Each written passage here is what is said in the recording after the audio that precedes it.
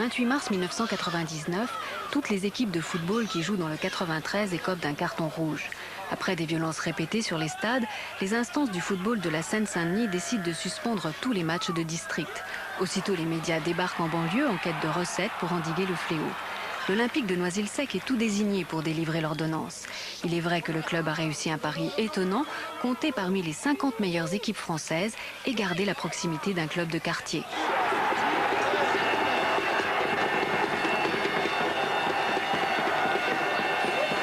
Une violence qui gagne les stades. Nous évoquions hier les mesures annoncées par Marie-Georges Buffet après l'interruption de tout match de football en Seine-Saint-Denis, déploiement d'effectifs supplémentaires, renforcement de l'arsenal disciplinaire.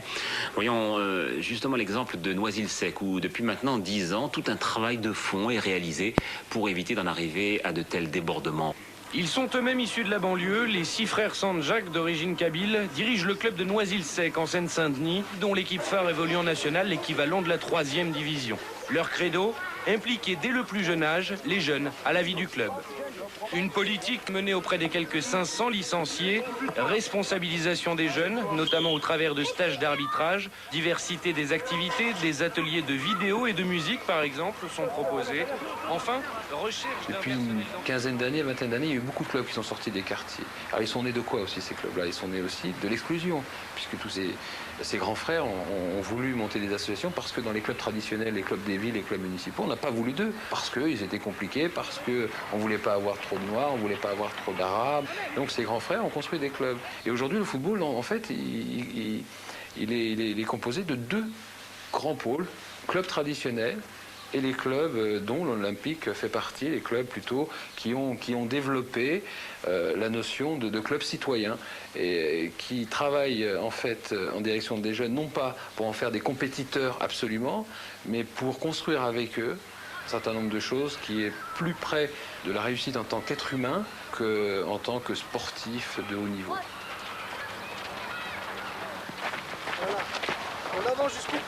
Si en ce printemps 99, l'actualité a braqué ses projecteurs sur l'Olympique de Noisy-le-Sec, c'est parce que le club tire sa réussite sportive d'un travail de fond avec les jeunes. Ici, le football n'est pas un prétexte pour l'insertion. Le foot fait partie d'une culture commune qui permet de nouer des rapports et de s'entraider. Dans les équipes jeunes à Noisy, j'ai commencé à partir de 13-14 ans, à vraiment être à fond dans le football. Et puis ça fait dès que je sortais de l'école, j'allais au football. Le week-end, j'étais pris par le football. Ça m'a permis un petit peu de me canaliser. Quand je ne venais pas à l'entraînement, ils essayaient de savoir justement où j'étais. Ils me posaient des questions, m'appelaient chez moi pour venir jouer justement, pour venir m'entraîner. Ils n'essayaient pas juste d'avoir un rendement sportif, ils essayaient d'être un peu plus loin. En plus, l'entraîneur que j'ai maintenant en national, Nasser, je l'avais, j'avais 12 ans. J'étais en classe aménagée au lycée Olympe de Gouges. Et Nasser, il fallait qu'on lui ramène nos bulletins tous les mois. Je veux dire, quand on était en cours, des fois, il venait et il discutait avec notre prof principal.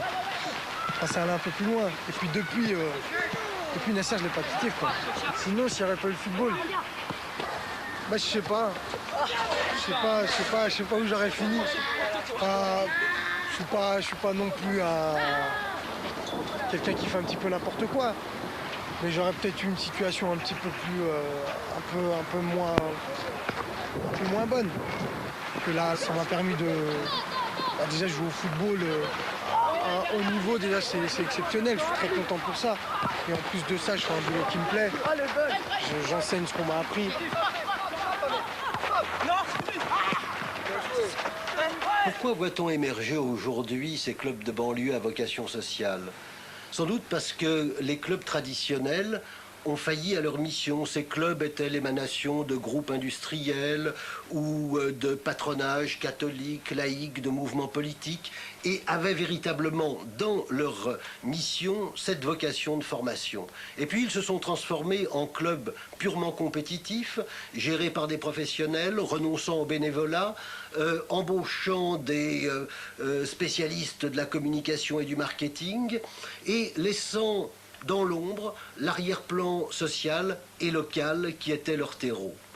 Du coup, sont apparus ces nouveaux clubs qui tentent de concilier compétition, les vraies règles de la vie sociale, et d'autre part formation, pédagogie, voire rattrapage social. L'équipe Fagnon de Noisy est classée 4e en national.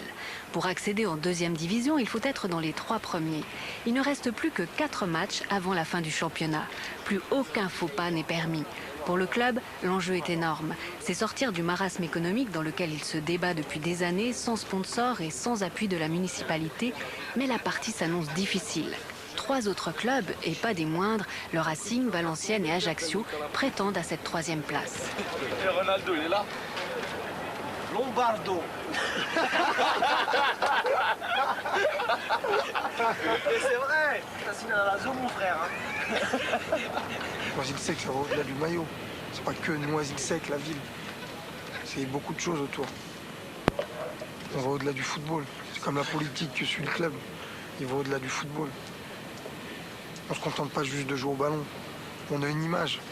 Il y a des petits jeunes de toute la France qui nous suivent, qui suivent notre parcours. Et ils attendent que ça, qu'on monte en D2, pour justement avoir une chance de jouer. C'est un rêve, effectivement, de toucher au professionnalisme.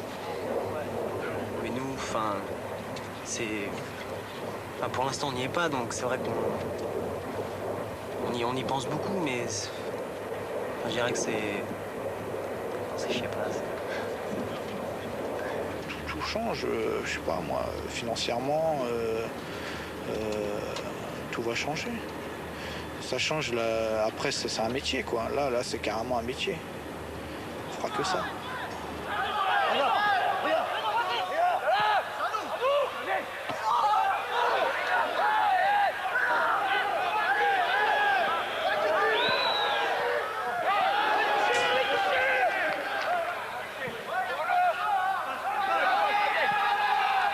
Ce jour-là, l'Olympique est en déplacement à Martigues. Pour l'équipe locale, classée en milieu de tableau, c'est une rencontre sans réel enjeu. Pourtant, ce sera un match tendu où les avants auront du mal à s'exprimer. Score final 0-0.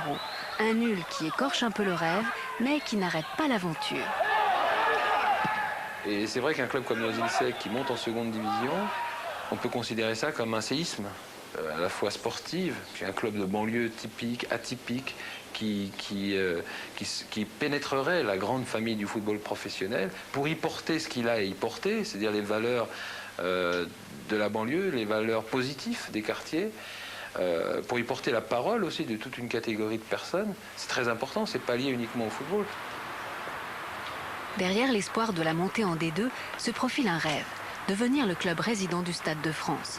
Condition exigée par le ministère de tutelle, un budget de 40 millions de francs et une place en 2e division.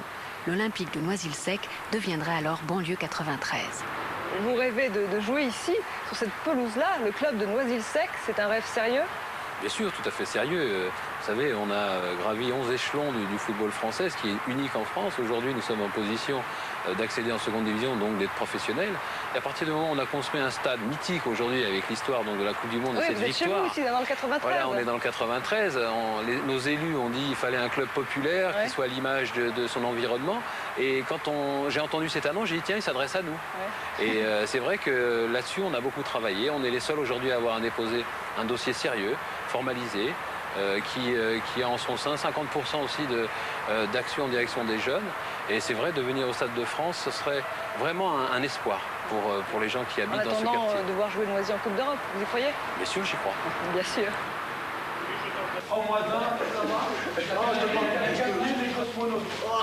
Et Limoges. La coupe Malika. C'est pour ça que je vous dis, je suis de retour. J'ai attendu d'être en pleine démonstration de mes moyens pour refaire la coupe. Déjà pas les 10 dernières minutes où c'est un peu chaud, mais pendant 1h20, c'est nous, hein. 1h20, c'est nous, hein. Et ça, c'est quand je vous explique. L'information, vous la prenez jamais. Vous vous occupez du ballon, tout le temps, c'est le ballon. À votre niveau, le ballon, c'est plus un problème pour vous, le ballon. Le problème, c'est vos joueurs. C'est pour ça que ces jeunes-là, quand ils sont à Noisy, quand ils sentent qu'il n'y a aucun moyen, ils ont une réaction qui est positive, c'est-à-dire qu'il y a une réaction de combattants, de se battre. Mais sur la durée, ils lâchent les bras. Au jour d'aujourd'hui, on est un club qui est encore qui vacille et qui risque un jour ou l'autre peut-être de tomber. Hein. Viens.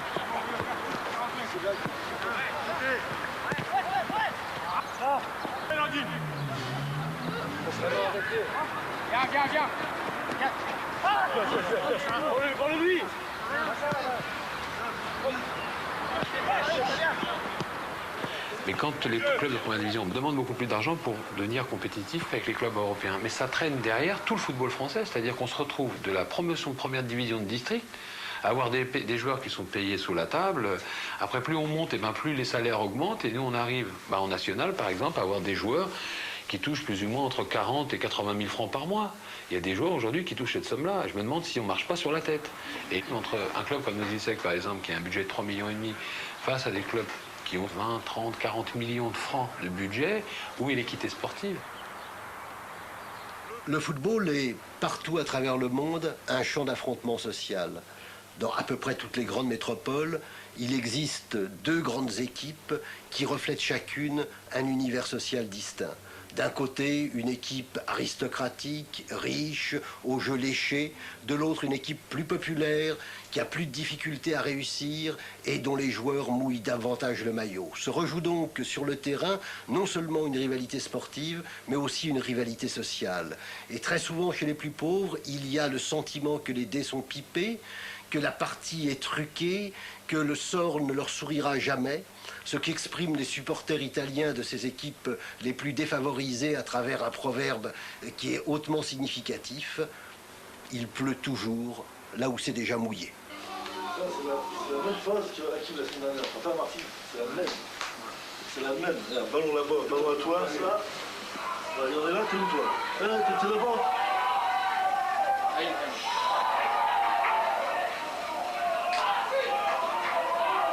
Avant d'affronter Fréjus sur son terrain, les joueurs visionnent le dernier match à domicile contre le Racing Club de Paris. Ce jour-là, Sébastien Robert, le buteur de l'équipe, est à la fête. C'est lui qui a mis 3 des 4 buts infligés au Racing, où les joueurs gagnent 4 à 5 fois son salaire. Sébastien avait 17 ans lorsqu'il est parti au centre de formation du Havre, avec en tête le rêve de devenir professionnel. Tout d'abord, je viens quand même de la région parisienne, où un club comme Noisy le Sec, où le football est un peu plus, à l'époque, était beaucoup plus réservé à l'imagination. Donc là, vous rentrez dans un centre de formation, vous avez un système de jeu bien précis, tout le monde fait la même chose. En fin de compte, les joueurs deviennent tous pareils, quoi.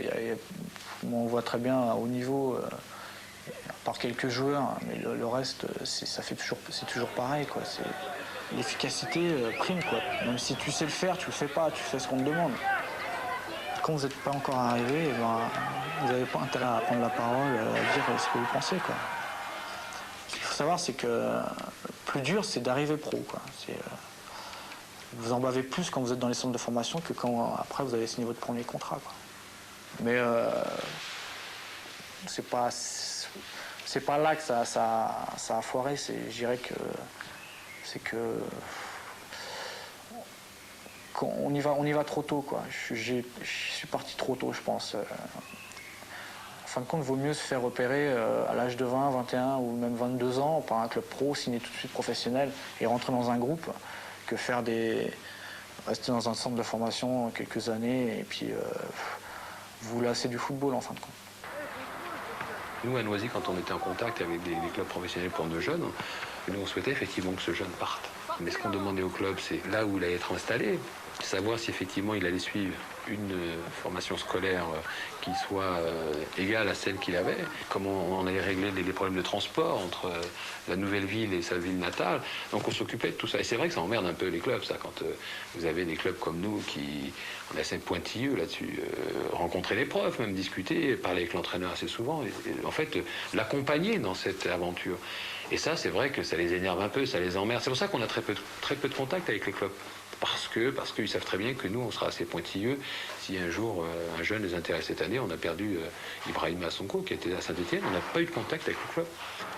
On voit par exemple à Noisy-Sec, depuis 5 ans maintenant, beaucoup de gens autour du terrain, et on les reconnaît avec leurs grands manteaux.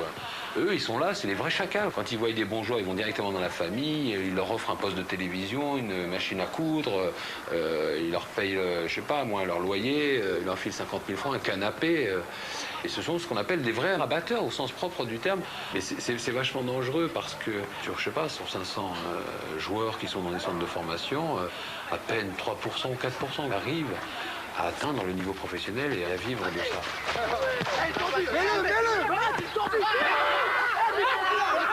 1-0, ça suffit. Voilà. 1-0, c'est 3 points.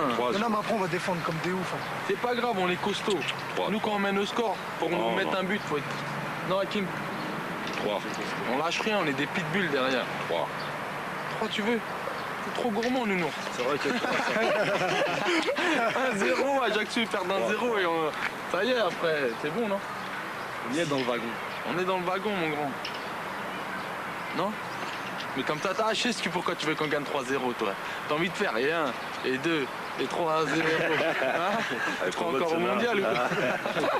C'est notre mondial à nous, celui-là. Ah, grave.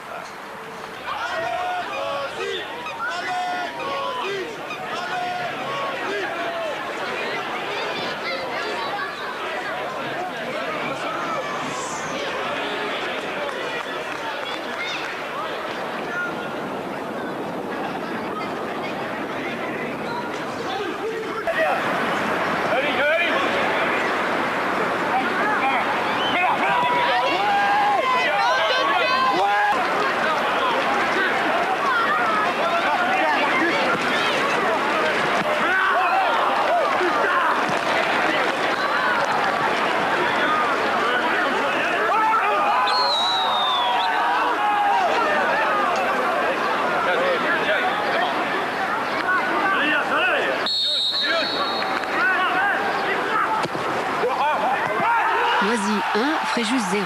L'aventure continue, mais il faut impérativement gagner le prochain match contre Thouars. La rencontre s'annonce difficile car Thouars, classé en bas de tableau, risque la descente.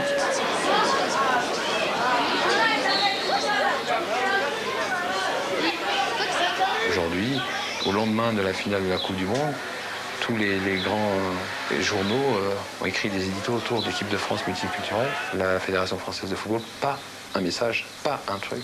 C'est pas leur truc. Et même le dernier clip qu'ils ont fait, j'ai pu le voir à la télé, pour les bénévoles, ils ont fait un clip dans un quartier, je sais pas, ils ont dû, ça doit être un studio, je sais pas où ils ont tourné ça, avec plein de tags un peu gros, et 6 ou 7 jeunes footballeurs, tous bien blonds aux yeux bleus, dans une cité. C'est comme ça qu'ils se représentent les quartiers. Okay. Vous vous plaignez du manque d'argent pour former des éducateurs. Vous vous plaignez du manque d'argent pour former des éducateurs. La Coupe du Monde, ça en a rapporté pas mal à la Fédération française de foot. Alors vous, ça vous a rapporté quoi? Ce que tu me disais, à votre avis, vous, ça vous a rapporté que dalle, quoi. Enfin, quand je dis vous, c'est les petits clubs, comme le club de Noisy-le-Sec.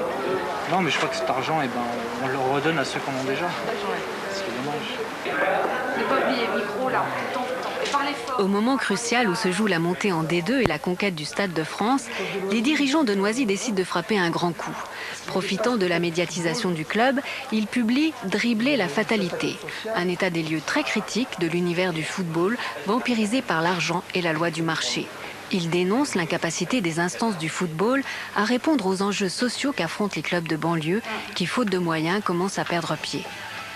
Le football n'est pas dans son cocon. Les gens qui participent, à la fois les joueurs, les dirigeants, les arbitres, les responsables, font partie de la société. Je veux dire, au plus haut niveau, il y a des gens, effectivement, qui fonctionnent d'une certaine façon et qui sont à mon avis, les premiers responsables de ce qui se passe aujourd'hui sur les terrains de football. Je ne dis pas que le football va réguler tout ce qui se passe dans les quartiers, dans les banlieues, mais je pense qu'il peut participer d'une façon active, forte et efficace, comme on a pu le faire dans certains clubs. Ça, aujourd'hui, la fédération ne l'a pas intégré. Elle ne l'a pas intégré tout simplement parce qu'elle n'a pas de politique sportive liée à ça. Au lieu d'exclure des jeunes, comme ça arrive souvent à la Ligue de Paris, quand des mômes font des conneries, on leur met 6 mois, 1 an, 2 ans de suspension. Ces mômes-là, qu'est-ce qu'ils font? Ils retournent dans leur cité.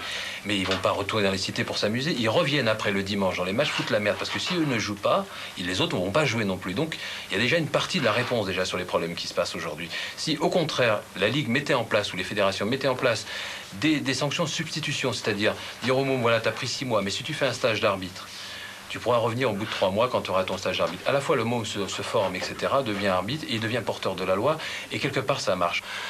L'argent aussi, les droits de TV, qu'est-ce qu'on en fait? Est-ce que Nike, Adidas et toutes ces marques-là ont le droit de cristalliser tous les regards sur leurs équipements, que ces jeunes qui sont en grande difficulté dans les quartiers soient obligés d'aller acheter des Nike, cassent, volent, font de la drogue, l'argent facile. La casse sociale, c'est pour nous. L'argent, les bénéfices, c'est pour les grosses firmes. Il faut retravailler là-dessus, il faut réfléchir. Vas-y, on dit ça, c'est fini pour toi. Ça. Ah non, t'es grave. Tu prends pas la Levada? On va être champion, nous aussi. On laisse la voiture au stade. Ce soir, Didier, 4-0. Ouais, je rigole pas là. Sérieux. Vous mangez pas dans la voiture, les gars. Oh, c'est vrai, c'est la voiture du limousine, toi ou quoi là? Non, vous mangez pas dans la voiture. On va manger dans la voiture et tu te tais. Didier, il y a 4 heures de route. Hein. On va t'en rappeler toute ta vie, je crois.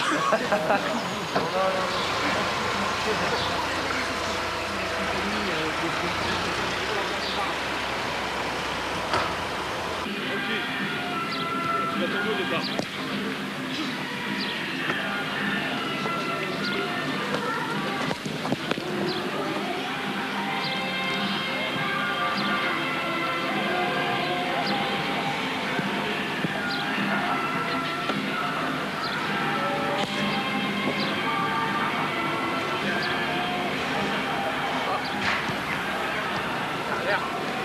Le terrain de football, c'est à la fois en dehors de la vie et en plein dans la vie. En dehors de la vie parce que les lois de la vie ordinaire sont suspendues, parce que c'est une sorte de cocon où avec ses règles propres, où tout à coup les compteurs sont remis à zéro. Et en même temps, sur ce terrain-là, peuvent se rattraper des histoires individuelles ou collectives mal écrites, puisque c'est une sorte de seconde chance qui peut se jouer, une forme d'égalité qui, dans la vie, n'a pas fonctionné et qui, là, tout à coup, peut reprendre du sens.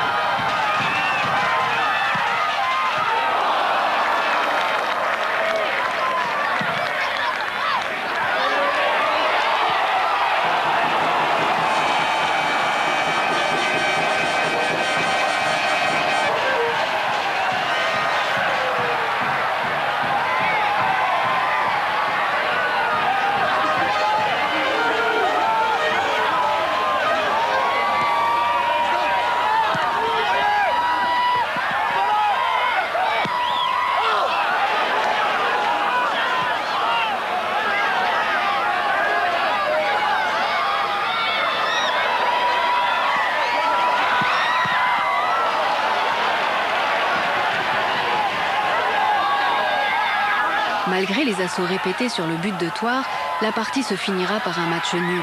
Le pari est perdu. Le Stade de France est toujours à la recherche d'un club résident. Pour l'équipe qui rêvait d'arracher collectivement sur le terrain le statut professionnel, tout est à refaire. Mais l'aventure servant d'expérience, la prochaine saison pourrait bien être placée sous le signe de l'ascension.